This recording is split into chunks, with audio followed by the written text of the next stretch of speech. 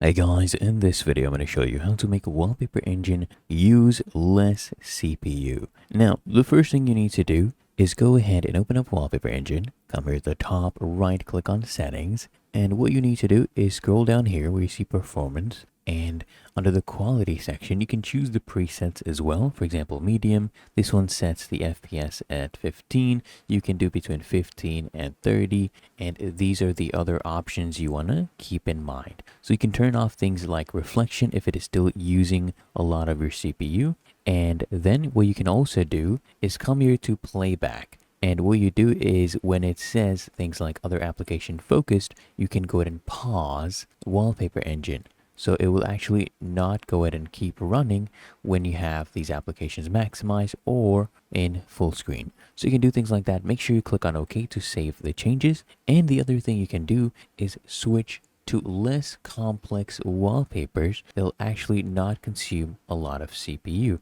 So if you find wallpapers with a large file size, now those ones tend to consume a lot more CPU. So switch to ones that consume less, and as you can see right now, our wallpaper engine barely consumes any CPU. So if you found this helpful, make sure you smash that like button and subscribe to the channel. Really helps me out as well.